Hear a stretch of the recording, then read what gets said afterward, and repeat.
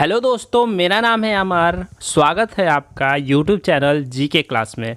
दोस्तों, इस वीडियो में हम संविधान के महत्वपूर्ण अनुच्छेद के बारे में पढ़ेंगे जो कि एग्ज़ाम में प्रतियोगी परीक्षाओं में बार बार पूछे जाते हैं। दोस्तों, अगर आप इस चैनल पर आए हैं और इस वीडियो को देख रहे हैं तो दोस्तों आप इस वीडियो को एक सेकेंड भी स्किप मत करिएगा, क्योंकि यह आपको बहुत ही इम्पॉर्टेंट प्रश्नों का संग्रहण देने वाला है जो कि आपके एग्ज़ाम में पूछा ही जाता है।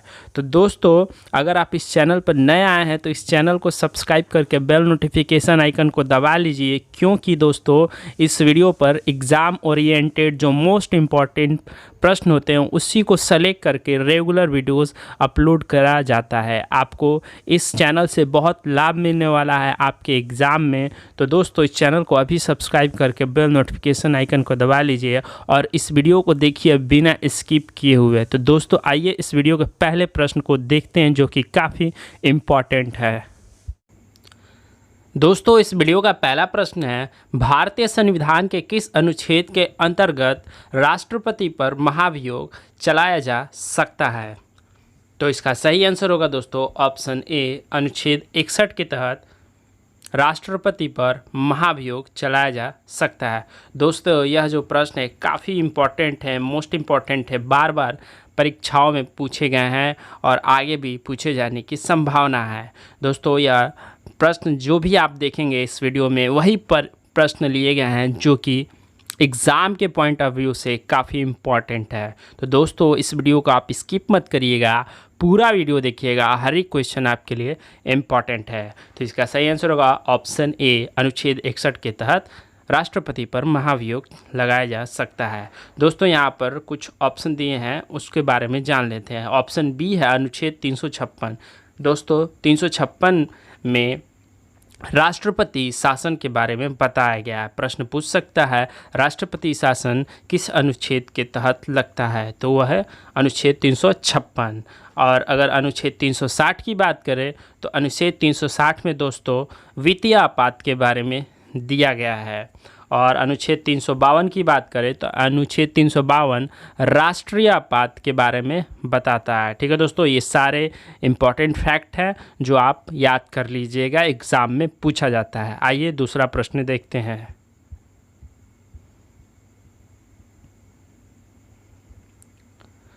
दूसरा प्रश्न है दोस्तों, पंचायती राज भारतीय संविधान के किस अनुच्छेद में वर्णित है? तो इसका सही आंसर होगा ऑप्शन ए, अनुच्छेद 243 में पंचायती राज के बारे में बताया गया है।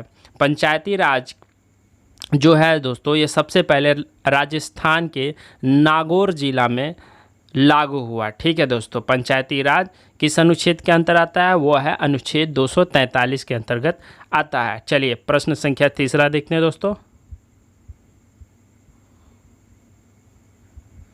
प्रश्न संख्या तीसरा है, भारतीय संविधान के किस अनुच्छेद के तहत संसद को संविधान में संशोधन करने का अधिकार दिया गया है? तो इसका सही आंसर होगा ऑप्शन डी, अनुच्छेद 368 के तहत भारतीय संविधान में संसद को संशोधन करने का अधिकार दिया गया। अनुच्छेद 368 ऑप्शन डी इसका सही आंसर होगा। प्रश्न संख्या चौथा देखते हैं दोस्तों। प्रश्न संख्या चौथा है दोस्तों, राज्यपाल को अध्यादेश जारी करने की शक्ति किस अनुच्छेद में वर्णित है? दोस्तों, मोस्ट इंपॉर्टेंट प्रश्न है एग्जाम के पॉइंट ऑफ व्यू से। तो इसका सही आंसर होगा दोस्तों ऑप्शन सी, अनुच्छेद 213 के तहत राज्यपाल को अध्यादेश जारी करने की शक्ति दिया गया है। ठीक है, यह अनुच्छेद 213 में है। ठीक है, ऑप्शन सी इसका सही आंसर होगा। मोस्ट इंपॉर्टेंट है दोस्तों। ठीक है, सारा आप प्रश्न नोट डाउन करके याद कर लीजिएगा। चलिए प्रश्न संख्या पाँचवा देखते हैं हम।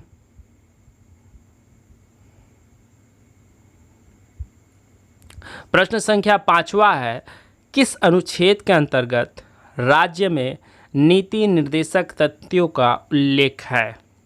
किस अनुच्छेद के अंतर्गत राज्य में नीति निर्देशक तत्वों का उल्लेख है? तो इसका सही आंसर होगा दोस्तों ऑप्शन बी, अनुच्छेद 36 से 51 में नीति निर्देशक तथ्यों का उल्लेख किया गया है। ठीक है दोस्तों, ऑप्शन बी अनुच्छेद 36 से 51। अगला प्रश्न देखते हैं हम।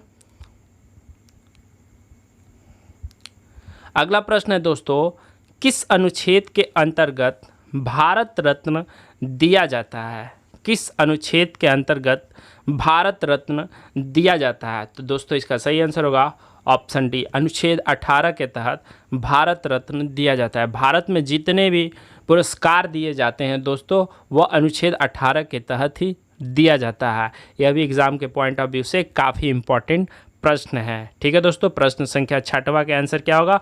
ऑप्शन डी, अनुच्छेद 18 के तहत भारत रत्न दिया जाता है। ठीक है, अगला प्रश्न देखते हैं हम। अगला प्रश्न है दोस्तों, भारतीय संविधान के किस अनुच्छेद में प्रेस की स्वतंत्रता का वर्णन है? भारतीय संविधान के किस अनुच्छेद में प्रेस की स्वतंत्रता का वर्णन है? तो इसका सही होगा आंसर दोस्तों ऑप्शन डी, अनुच्छेद 19 के ए में प्रेस की स्वतंत्रता के बारे में बताया गया है। तो इसका ये आंसर क्या होगा? ऑप्शन डी, अनुच्छेद 19 के ए में। चलिए अगला प्रश्न देखते हैं दोस्तों।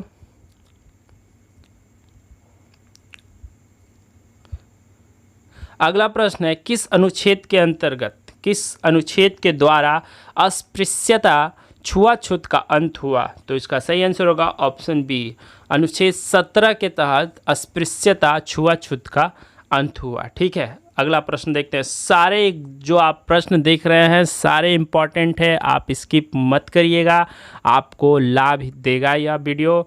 तो आप पूरा प्रश्न को देखकर नोट डाउन करके इसे याद कर लीजिएगा। ठीक है, चलिए अब अगला प्रश्न देखते हैं हम।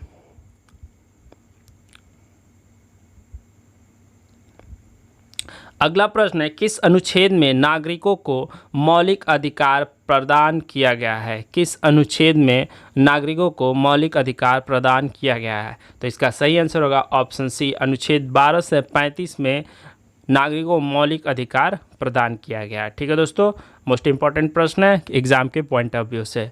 अगला प्रश्न देखते हैं हम। अगला प्रश्न है, भारतीय संविधान के किस अनुच्छेद में नागरिकता का उल्लेख किया गया है?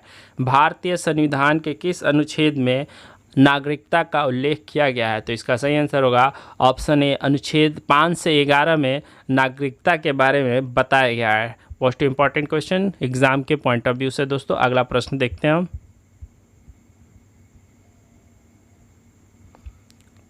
अगला प्रश्न है वेरी वेरी इंपॉर्टेंट दोस्तों, काफ़ी बार पूछा हुआ प्रश्न है। प्रश्न है, राष्ट्रपति को किस अनुच्छेद के अंतर्गत अध्यादेश जारी करने की शक्ति प्रदान की गई है? राष्ट्रपति को किस अनुच्छेद के अंतर्गत अध्यादेश जारी करने की शक्ति प्रदान की गई है? तो दोस्तों इसका सही आंसर होगा ऑप्शन डी, अनुच्छेद 123 के तहत राष्ट्रपति को क्या प्रदान करने के, अध्यादेश जारी करने की शक्ति प्रदान की गई है। ठीक है दोस्तों, चलिए अब हम अगले प्रश्न को देखते हैं दोस्तों।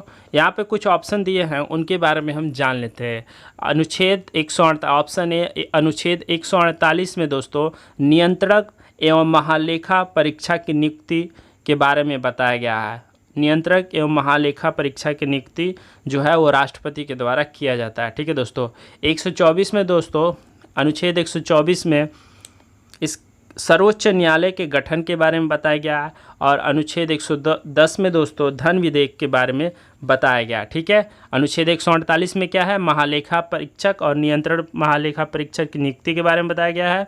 124 में सर्वोच्च न्यायालय के गठन के बारे में, अनुच्छेद 110 में धन विधेयक के बारे में है। ठीक है, और इस प्रश्न का सही आंसर अध्यादेश जारी कर सकता है राष्ट्रपति, वो अनुच्छेद 123 के तहत। चलिए अगला प्रश्न देखते हैं हम। अगला प्रश्न है, भारतीय संविधान के किस अनुच्छेद में वित्त आयोग का उल्लेख किया गया है?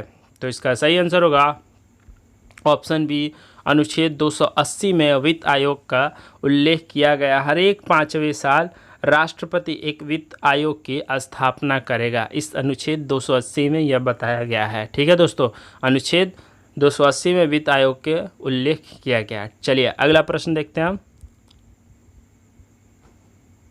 अगला प्रश्न है, संपत्ति का अधिकार भारतीय संविधान के किस अनुच्छेद में है? तो इसका सही आंसर होगा दोस्तों ऑप्शन सी, अनुच्छेद 300 क में है। संपत्ति का अधिकार भारतीय संविधान के किस अनुच्छेद में है? तो अनुच्छेद 300 के क में है। ठीक है, अगला प्रश्न। अगला प्रश्न है दोस्तों, धन विधेयक को किस अनुच्छेद में परिभाषित किया गया है? धन विधेयक को किस अनुच्छेद में परिभाषित किया गया है? तो इसका सही आंसर होगा दोस्तों ऑप्शन डी, अनुच्छेद 110 में धन विधेयक को परिभाषित किया गया है। ठीक है दोस्तों, इसका सही आंसर क्या होगा? ऑप्शन डी, अनुच्छेद 110 में धन विधेयक को परिभाषित किया गया है। काफ़ी इंपॉर्टेंट प्रश्न है, काफ़ी बार पूछा हुआ एग्जाम में। ठीक है, अब अगला प्रश्न देखते हैं हम। अगला प्रश्न है दोस्तों, सर्वोच्च न्यायालय का गठन संविधान के किस अनुच्छेद में है? सर्वोच्च न्यायालय का गठन जो है दोस्तों वो 124 अनुच्छेद 124 में सर्वोच्च न्यायालय के गठन के बारे में दिया गया है। ठीक है दोस्तों, यह प्रश्न काफ़ी इंपॉर्टेंट है एग्ज़ाम के पॉइंट ऑफ व्यू से, एग्ज़ाम ओरिएंटेड प्रश्न है, इसको याद कर लीजिए। अनुच्छेद 124 सर्वोच्च न्यायालय का गठन दिया गया उसमें। ठीक है, अगला प्रश्न देखते हैं हम। अगला प्रश्न है दोस्तों, भारतीय संविधान के किस अनुच्छेद में यह वर्णित है कि जो 6 राज्य है वो 6 से 14 वर्ष के समस्त बच्चों को निःशुल्क एवं अनिवार्य शिक्षा उपलब्ध कराएगा? ठीक है दोस्तों, तो इसका सही आंसर होगा दोस्तों ऑप्शन सी, अनुच्छेद 21 के क के तहत राज्य है जो 6 से 14 वर्ष के समस्त बच्चों को निःशुल्क एवं अनिवार्य शिक्षा उपलब्ध कराएगा। दोस्तों यह जो अनुच्छेद 21 के क है ये 86वां संविधान संशोधन 2002 में हुआ था। ठीक है दोस्तों, उसी के तहत यह पारित हुआ कि राज्य जो है वो 6 से 14 वर्ष के समस्त बच्चों को निःशुल्क एवं अनिवार्य शिक्षा उपलब्ध कराएगा। मोस्ट इम्पॉर्टेंट प्रश्न को दोस्तों, अगला प्रश्न हम देखते हैं। ठीक है,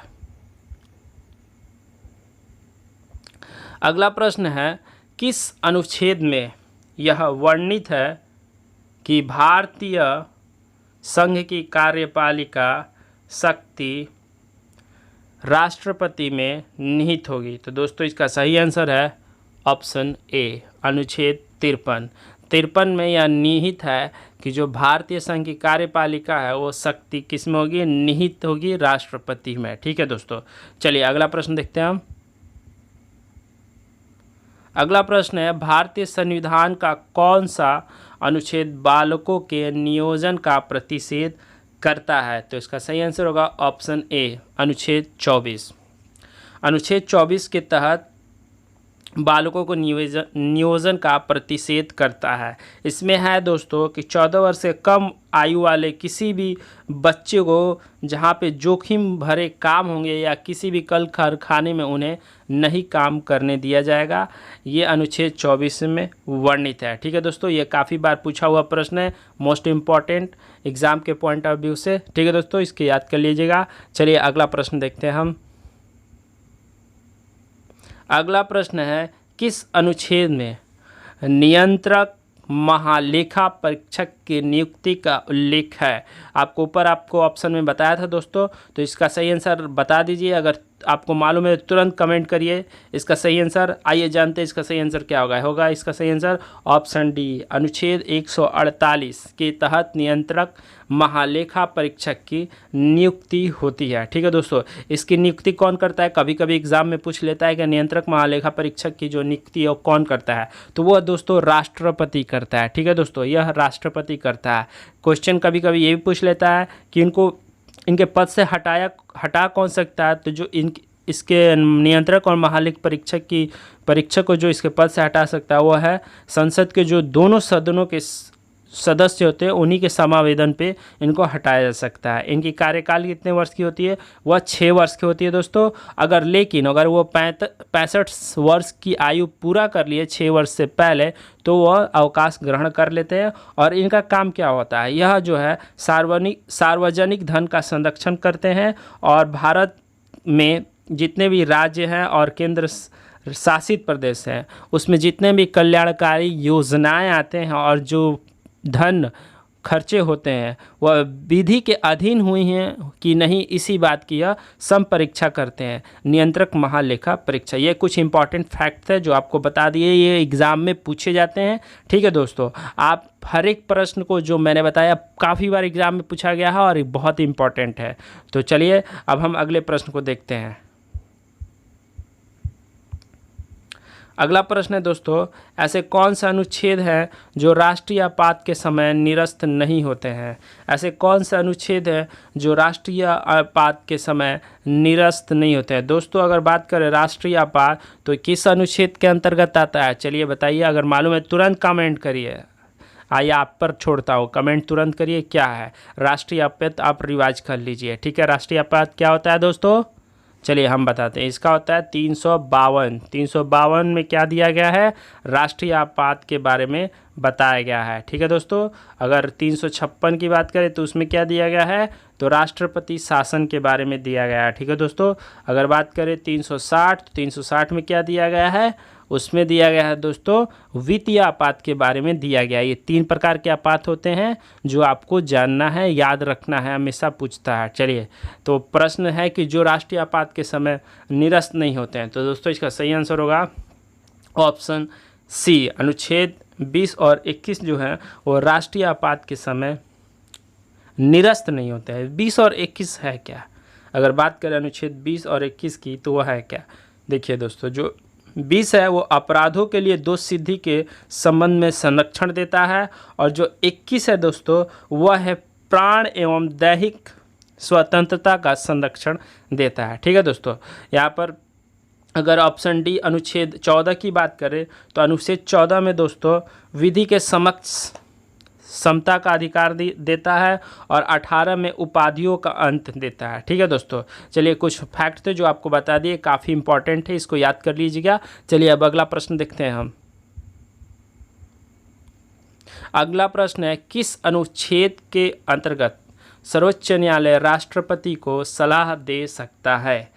किस अनुच्छेद के अंतर्गत सर्वोच्च न्यायालय राष्ट्रपति को सलाह दे सकता है? तो दोस्तों इसका सही आंसर होगा ऑप्शन बी, अनुच्छेद 143 के तहत सर्वोच्च न्यायालय जो है वह राष्ट्रपति को सलाह दे सकता है। काफ़ी इंपॉर्टेंट प्रश्न है, लेकिन जो राष्ट्रपति है वह सलाह मानने के लिए मजबूर नहीं है, बाध्य नहीं है। ठीक है, इसका सही आंसर ऑप्शन बी, अनुच्छेद 143 के तहत सर्वोच्च न्यायालय राष्ट्रपति को सलाह दे सकता है। अगला प्रश्न देखते हैं हम।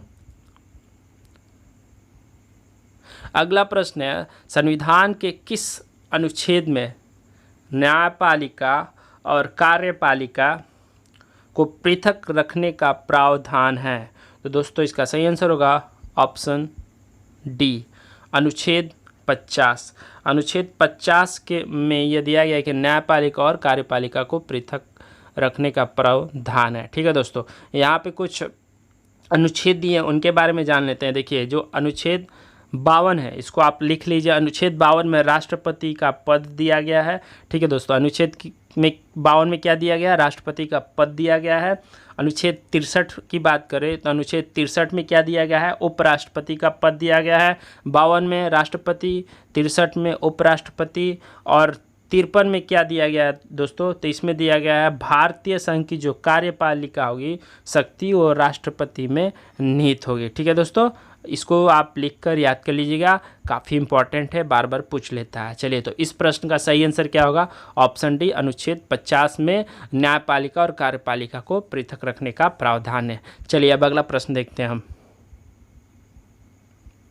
अगला प्रश्न है दोस्तों, किस अनुच्छेद के तहत राष्ट्रपति को क्षमादान की शक्ति प्राप्त है? किस अनुच्छेद के तहत राष्ट्रपति को क्षमादान की शक्ति प्राप्त है? तो इसका सही आंसर होगा ऑप्शन ए, अनुच्छेद 72 के तहत राष्ट्रपति को यह शक्ति प्राप्त है कि वो क्षमादान दे सकता है। ठीक है दोस्तों, यहाँ पे कुछ अनुच्छेद दिए हैं जो कि काफ़ी इंपॉर्टेंट है, काफ़ी बार पूछे जाते हैं। बहुत ये क्षमादान के बारे में भी काफ़ी बार पूछ लिया गया है और आगे भी पूछे जाने की संभावना है, तो आप इसे अच्छे से याद कर लीजिए दोस्तों। चलिए आइए जानते हो जो यहाँ पे अनुच्छेद दिए उनके बारे में, इनसे भी प्रश्न आते हैं। देखिए अनुच्छेद 76, अनुच्छेद 76 में दोस्तों जो दिया गया है कि राष्ट्रपति जो है वो महान न्यायवादी की नियुक्ति कर सकता है। अनुच्छेद 76 में क्या दिया है? राष्ट्रपति के द्वारा महान वादी की नियुक्ति करता है। ठीक है, चलिए अनुच्छेद 85 की बात करें तो अनुच्छेद 85 में दोस्तों राष्ट्रपति द्वारा लोकसभा को विघटन करने की शक्ति दिया गया है। ठीक है, अनुच्छेद 85 में क्या है, राष्ट्रपति द्वारा लोकसभा को विघटन करने की शक्ति दिया गया है। ठीक है, अनुच्छेद 64 की बात करें तो अनुच्छेद 64 में दोस्तों उपराष्ट्रपति राज्यसभा का सभापति होगा, यह इसमें दिया गया। अनुच्छेद 64 के तहत उपराष्ट्रपति जो है वो राज्यसभा का सभापति होगा। ये काफ़ी इंपॉर्टेंट है, आप इन सभी को याद कर लीजिएगा, काफ़ी बार एग्जाम में पूछा गया है। चलिए अब अगला प्रश्न देखते हैं दोस्तों। इस प्रश्न का सही आंसर ऑप्शन है, अनुच्छेद 72 के तहत राष्ट्रपति को क्षमादान की शक्ति प्राप्त है। अगला प्रश्न देखते हैं हम। अगला प्रश्न है, किस अनुच्छेद में प्रत्येक वित्तीय वर्ष राष्ट्रपति संसद में बजट पेश करने का वर्णन है? किस अनुच्छेद में प्रत्येक वित्तीय वर्ष राष्ट्रपति संसद में बजट पेश करने का वर्णन है? तो दोस्तों इसका सही आंसर होगा ऑप्शन सी, अनुच्छेद 112। 112 के तहत बजट पेश किया जाता है राष्ट्रपति के द्वारा संसद में। ठीक है, अनुच्छेद 112 के तहत। ठीक है दोस्तों, देखिए यहाँ पर कुछ अनुच्छेद दिया, आइए रिवाइज कर लेते हैं। अनुच्छेद 110 में क्या है, आपने पीछे पढ़ा है, बताइए अगर मालूम है तुरंत कमेंट करिए। अनुच्छेद 110 में दोस्तों धन विधेयक है। ठीक है, अनुच्छेद 110 में क्या है, धन विधेयक है। अनुच्छेद 117 में क्या दिया गया दोस्तों, वित्त विधेयक दिया गया। अनुच्छेद 117 में वित्त विधेयक। ठीक है, और 214 में क्या दिया गया दोस्तों, अनुच्छेद 214 में राज्यों के लिए उच्च न्यायालय की व्यवस्था, राज्यों के लिए उच्च न्यायालय की व्यवस्था 114 में दिया गया। अगर सर्वोच्च न्यायालय की गठन की बात करें तो वो कौन सा अनुच्छेद में दिया है, वह दिया है दोस्तों, बताइए अगर आपको मालूम है तो वो कमेंट तुरंत करिए, नहीं मालूम है जानते हैं 124। ठीक है, 124 में उच्च न्यायालय की गठन के बारे में बताया गया और 214 में 124 में दोस्तों सर्वोच्च न्यायालय के गठन के बारे में बताया गया है और 214 में दोस्तों उच्च न्यायालय के गठन के बारे में बताया गया है। ठीक है दोस्तों, काफ़ी इंपॉर्टेंट है, बहुत इंपॉर्टेंट है। जितने मैंने आपको अनुच्छेद यहाँ पर बताया है सारे याद कर लीजिएगा। ठीक है, और इस प्रश्न का सही आंसर क्या होगा दोस्तों, राष्ट्रपति जो है संसद में बजट पेश करने का वर्णन किस अनुच्छेद में है, तो है अनुच्छेद 112। चलिए अब अगला प्रश्न देखते हैं। अगला प्रश्न है दोस्तों, किस अनुच्छेद में विधान परिषद बनाने या हटाने का प्रावधान है? किस अनुच्छेद में विधान परिषद बनाने या हटाने का प्रावधान है? तो इसका सही आंसर होगा ऑप्शन बी, अनुच्छेद 169 में विधान परिषद बनाने या हटाने का अधिक प्रावधान है। ये भी इम्पोर्टेंट है एग्जाम के लिए, आप याद कर लीजिएगा। चलिए अगला प्रश्न देखते हैं हम। अगला प्रश्न है, भारतीय संविधान के किस अनुच्छेद के अंतर्गत राष्ट्रपति जेबी वीटो का प्रयोग कर सकता है? तो इसका सही आंसर होगा ऑप्शन ए, अनुच्छेद 111 के तहत राष्ट्रपति जो है वो जेबी वीटो का प्रयोग कर सकता है। ठीक है दोस्तों, ये जेबी वीटो क्या होता है, तो राष्ट्रपति की किसी विधेयक पर अनुमति देने या न देने के निर्णय लेने की सीमा का अभाव होने के कारण राष्ट्रपति जो है वो जेबी वीटो का प्रयोग कर सकता है। वो कौन सा अनुच्छेद के तहत दोस्तों, वो 111 के तहत। चलिए यहाँ पे कुछ अनुच्छेद दिए हैं उनको हम रिवाइज कर लेते हैं। अनुच्छेद 143 में क्या है, जल्दी कमेंट करिए दोस्तों, 143 में क्या है, चलिए अगर मालूम है तो कमेंट कर दीजिए। और अनुच्छेद 124 में क्या है वो भी कमेंट करिए। अनुच्छेद 110 में क्या, ये भी कमेंट करिए। ये रिवाइज कर लीजिए, काफ़ी इंपॉर्टेंट प्रश्न है। चलिए अगला प्रश्न देखते हैं दोस्तों। अगला प्रश्न है, संविधान के किस अनुच्छेद में यह वर्णित है कि भारत की संसद राष्ट्रपति, राज्यसभा तथा लोकसभा से मिलकर बनती है? प्रश्न है, संविधान के किस अनुच्छेद में यह वर्णित है कि भारत की संसद राष्ट्रपति, राज्यसभा तथा लोकसभा से मिलकर बनती है? तो इसका सही आंसर होगा दोस्तों ऑप्शन डी, अनुच्छेद 79। 79 में यह दिया गया है कि भारत की जो संसद है वो राष्ट्रपति, राज्यसभा तथा लोकसभा से मिलकर बनती है। यहाँ पे कुछ अनुच्छेद दिए हैं दोस्तों, उनके बारे में जान लेते हैं, जो कि काफ़ी इम्पॉर्टेंट है। आप इसे लिख लीजिए कॉपी में। देखिए अनुच्छेद 80 में दोस्तों राज्यसभा की संरचना के बारे में दिया गया है। अनुच्छेद 80 में क्या दिया गया है? राज्यसभा की संरचना के बारे में दिया गया है। अनुच्छेद 90 में क्या दिया गया है दोस्तों? उपसभापति का पद रिक्त होना और पदत्याग और पद से हटाए जाना के बारे में दिया गया है। उपसभापति के बारे में दिया है, उनके पद से संबंधित के बारे में दिया गया है। अनुच्छेद 81 में क्या है दोस्तों? तो अनुच्छेद 81 में लोकसभा की संरचना, अनुच्छेद 80 में राज्यसभा की संरचना और अनुच्छेद 81 में लोकसभा की संरचना। और भारत की संसद राष्ट्रपति, राज्यसभा तथा लोकसभा से मिलकर बनते हैं। ये किस में दिया गया? अनुच्छेद 79। अनुच्छेद 79 ऑप्शन डी इसका सही आंसर होगा। चलिए अगला देखते हैं प्रश्न। अगला प्रश्न है, किस अनुच्छेद में लोकसभा में अनुसूचित जाति एवं अनुसूचित जनजाति के लिए पदों का आरक्षण दिया गया है?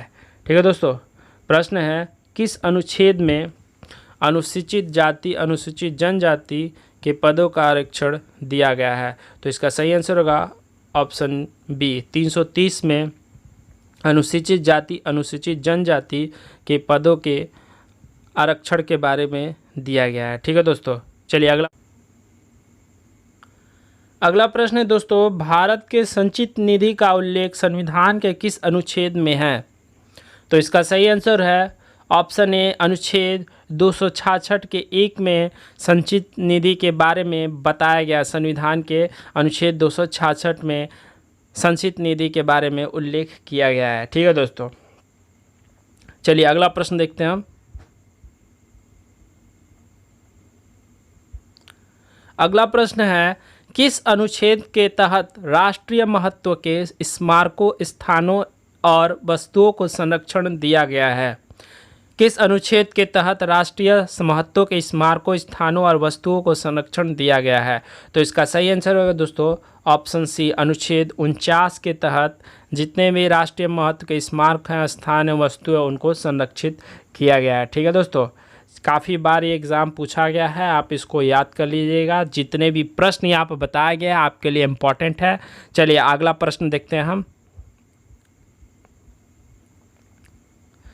अगला प्रश्न है, कौन सा अनुच्छेद मानव के दुर्व्यापार और बलात्श्रम का प्रतिषेध करता है?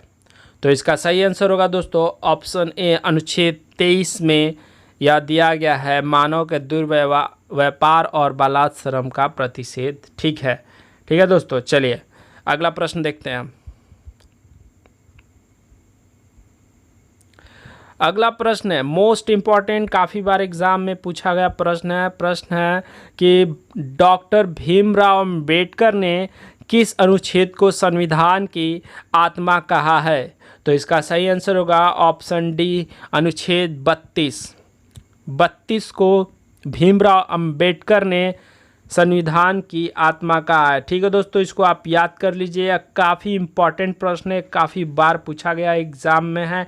ठीक है दोस्तों, 32 में क्या है? तो दोस्तों संवैधानिक उपचारों का अधिकार है और यह भाग 3 में है। ठीक है, काफ़ी बार पूछा गया, आप इसे याद कर लीजिएगा, आपके एग्ज़ाम के पॉइंट ऑफ व्यू से काफ़ी इम्पॉर्टेंट है। ठीक है दोस्तों, आइए यहाँ पे कुछ अनुच्छेद दिए हैं, उनके बारे में जान लेते हैं, जिससे एग्ज़ाम में क्वेश्चन आने की संभावना है। देखिए 39 के क में दिया गया है, समान न्याय और निःशुल्क विविध सहायता, सामान्य कार्य के लिए समान वेतन की व्यवस्था की गई है। अनुच्छेद 39 के कम है। ठीक है, और अनुच्छेद 27 में दोस्तों राज्य किसी भी व्यक्ति को ऐसे कर देने के लिए बाध्य नहीं कर सकता है जिसका जो आय है ना किसी विशेष धर्म के लिए या आर्थिक धार्मिक संप्रदाय के लिए उसमें खर्च करता है, तो उसके लिए बाध्य कोई भी जो राज्य उसको बाध्य नहीं कर सकता कर देने के लिए।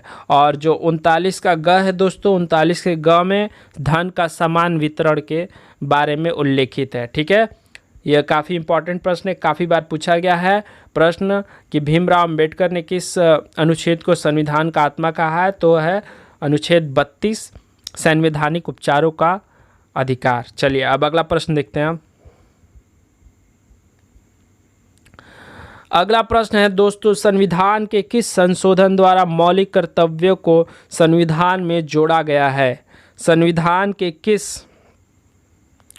संशोधन द्वारा मौलिक कर्तव्य को संविधान में जोड़ा गया है? तो दोस्तों इसका सही आंसर होगा ऑप्शन ए, अनुच्छेद 42वां संशोधन 1976। ठीक है दोस्तों, संविधान के किस संशोधन में मौलिक कर्तव्यों को जोड़ा गया है?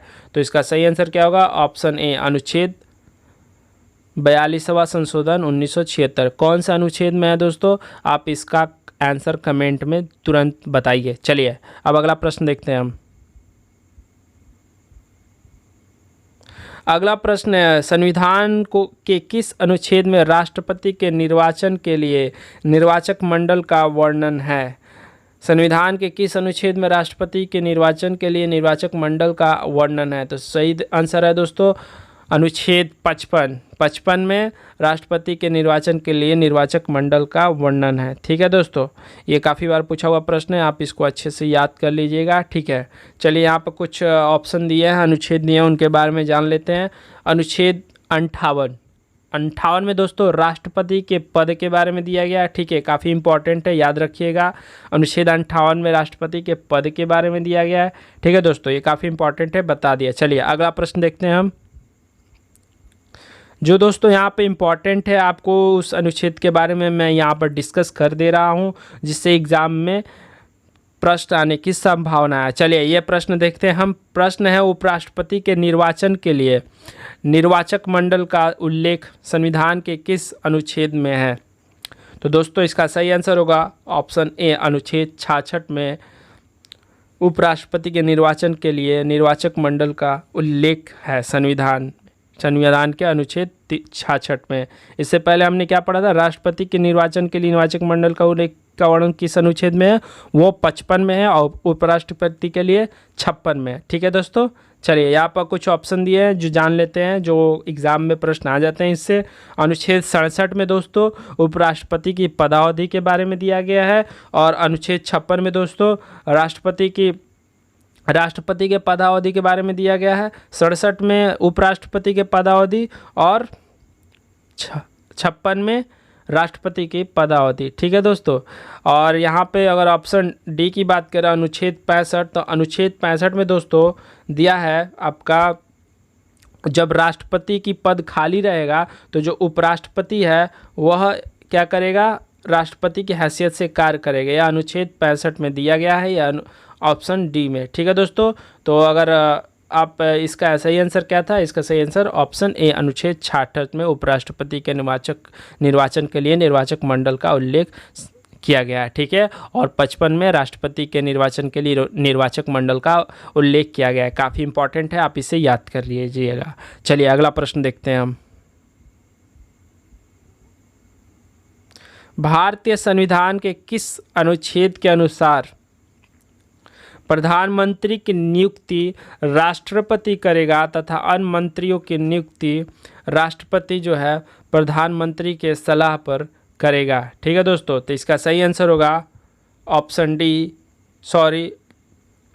इसका सही आंसर होगा दोस्तों ऑप्शन सी, अनुच्छेद 75। ठीक है दोस्तों, अनुच्छेद 75 के तहत जो है प्रधानमंत्री की नियुक्ति राष्ट्रपति करेगा, तथा अन्य मंत्रियों की नियुक्ति जो है वह राष्ट्रपति प्रधानमंत्री के सलाह पर करेगा। ठीक है, इसका सही आंसर क्या होगा? ऑप्शन सी, अनुच्छेद 75। चलिए अगला प्रश्न देखते हैं हम। अगला प्रश्न है, संविधान के किस अनुच्छेद के अधीन राष्ट्रीय ध्वज फहराना नागरिकों का मूल अधिकार है? संविधान के किस अनुच्छेद के अधीन राष्ट्रीय ध्वज फहराना नागरिकों का मूल अधिकार है? तो दोस्तों इसका सही आंसर होगा ऑप्शन डी, अनुच्छेद 19 के 1(a) के तहत जो है वो नागरिकों को मूल अधिकार है कि वो राष्ट्रीय ध्वज फहरा सकता है, अनुच्छेद 19 के 1(a) के तहत। चलिए अगला प्रश्न देखते हैं हम। अगला प्रश्न है, काफ़ी इम्पॉर्टेंट है, पूछा गया है, पूछे जाने का संभावना है दोस्तों। प्रश्न है, डॉक्टर भीमराव अंबेडकर ने संविधान के किस अनुच्छेद को सुरक्षा का पाठ कहा है? डॉक्टर भीमराव अंबेडकर ने संविधान के किस अनुच्छेद को सुरक्षा का पाठ कहा है? तो दोस्तों इसका सही आंसर होगा ऑप्शन डी, अनुच्छेद 356 को सुरक्षा का पाठ कहा है। और 356 में क्या है दोस्तों, आप कमेंट करिए तुरंत, ठीक है। 360 में क्या है वो भी कमेंट करिए, और 352 में क्या है वो भी कमेंट करिए। काफ़ी बार इससे प्रश्न पूछा जाता है और आगे भी पूछे जाने की संभावना है, इसे आप अच्छे से याद कर लीजिएगा, ठीक है दोस्तों। चलिए अब अगला प्रश्न हम देखते हैं। अगला प्रश्न है, भारतीय संविधान के किस अनुच्छेद में यह लिखा गया है कि भारत जो है वो राज्यों का एक संघ होगा? तो इसका सही आंसर होगा ऑप्शन ए। इसका सही आंसर क्या होगा दोस्तों? ऑप्शन ए, अनुच्छेद 1। अनुच्छेद 1 में यह लिखा गया है कि जो भारत है वह राज्यों का एक संघ होगा, ठीक है दोस्तों। चलिए अगला प्रश्न देखते हैं हम। अगला प्रश्न है, किस अनुच्छेद के अंतर्गत राष्ट्रपति लोकसभा भंग कर सकता है? किस अनुच्छेद के अंतर्गत राष्ट्रपति लोकसभा भंग कर सकता है? तो दोस्तों इसका सही आंसर होगा ऑप्शन डी, अनुच्छेद 85। अनुच्छेद 85 के तहत दोस्तों राष्ट्रपति है जो वो लोकसभा भंग कर सकता है। तो इसका सही आंसर ऑप्शन डी, अनुच्छेद 85, ठीक है दोस्तों। चलिए अगला प्रश्न देखते हैं हम। अगला प्रश्न है, मूल अधिकारों के परिवर्तन के लिए उच्च न्यायालय को लेख जारी करने की शक्तियाँ किस अनुच्छेद के तहत प्राप्त होती है? मूल अधिकारों के परिवर्तन के लिए उच्च न्यायालय को लेख जारी करने की शक्तियाँ किस अनुच्छेद के तहत प्राप्त होती है? तो दोस्तों इसका सही आंसर होगा ऑप्शन डी, अनुच्छेद 226 के तहत जो उच्च न्यायालय को लेख जारी करने की शक्तियाँ प्रदान है, ठीक है दोस्तों। यहाँ पे कुछ ऑप्शन दिए हैं, उनके बारे में हम जानते हैं, ठीक है। आइए, अनुच्छेद 213 में क्या है, जल्दी कमेंट करिए दोस्तों, आप रिवाइज कर लीजिए। 213 में क्या है? 213 में दोस्तों आप तुरंत कमेंट करिए। ऑप्शन बी, अनुच्छेद 214 में क्या है, हमने अभी पढ़ा, वो भी कमेंट करिए। अनुच्छेद 243 ऑप्शन सी, उसमें क्या है वो भी कमेंट करिए, तुरंत कमेंट करिएगा दोस्तों, ठीक है। चलिए अगला प्रश्न देखते हैं हम।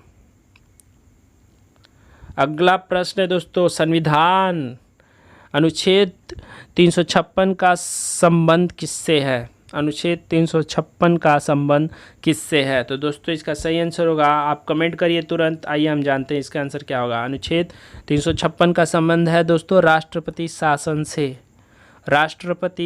से, ठीक है दोस्तों। राष्ट्रपति शासन से संबंधित 356 का महाभियोग प्रक्रिया किस अनुच्छेद से है बताइए? संसद के 17वां जो है वो किस अनुच्छेद से, उसका भी आंसर करिए। और प्रधानमंत्री की जो नियुक्ति है दोस्तों वो किस अनुच्छेद में है, उसका भी उल्लेख करिए, हमने पीछे डिस्कस किया है। चलिए अगला प्रश्न देखते हैं हम।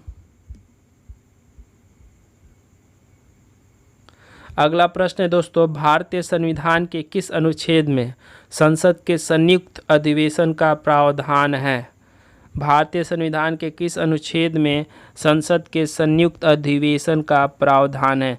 तो दोस्तों इसका सही आंसर होगा ऑप्शन ए, अनुच्छेद 108 में संयुक्त अधिवेशन का प्रावधान है। काफ़ी इंपॉर्टेंट है, काफ़ी बार पूछा गया प्रश्न है, इसको याद कर लीजिएगा, ठीक है दोस्तों। चलिए अगला प्रश्न देखते हैं। इसमें जो ऑप्शन दिए हैं आप इसे रिवाइज कर लीजिए। 110 में क्या है, 111 में क्या है, 112 में क्या है, ठीक है दोस्तों। चलिए अब अगला प्रश्न देखते हैं हम। अगला प्रश्न है, किस अनुच्छेद के अंतर्गत केंद्र के पास अवशिष्ट शक्तियाँ हैं? किस अनुच्छेद के अंतर्गत केंद्र के पास अवशिष्ट शक्तियाँ है? तो दोस्तों इसका सही आंसर होगा ऑप्शन डी, अनुच्छेद 248 के तहत केंद्र के पास अवशिष्ट शक्तियाँ है, ठीक है दोस्तों। ऑप्शन डी इसका सही आंसर होगा। चलिए अगला प्रश्न।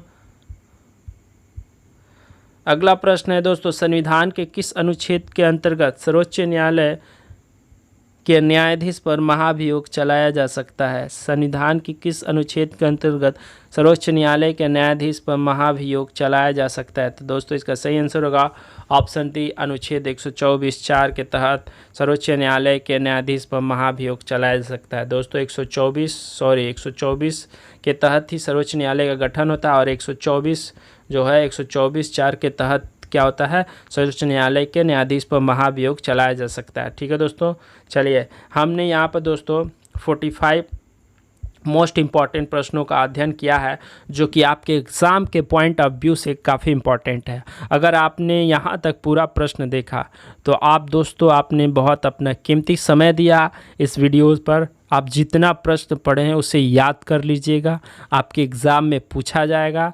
ये आपके लिए काफ़ी इम्पॉर्टेंट है। आपने पेशेंस रख के यहाँ तक वीडियो देखा, आप उसको यूटिलाइज करिए, सारे प्रश्न को याद कर लीजिए, एग्ज़ाम में पूछे जाने वाले प्रश्न हैं। ठीक है दोस्तों, अगर आप इस चैनल पर पहली बार आए हैं, वीडियो पसंद आया हुआ है दोस्तों, आपकी क्या राय है आपके कमेंट में करिए। पसंद आया तो आगे शेयर करिए, लाइक करिए, जिससे कि मैं मोटिवेट हो सकूं और भी अच्छे अच्छे कंटेंट आपको देने के लिए। दोस्तों चलिए इस वीडियो को अंत करते हैं, मिलते हैं किसी इम्पॉर्टेंट टॉपिक पर जो कि आपके एग्ज़ाम में काफ़ी हेल्पफुल होगा। दोस्तों इस चैनल को सब्सक्राइब करके बेल नोटिफिकेशन आइकन को दबा लीजिएगा। चलिए बहुत बहुत धन्यवाद इस वीडियो को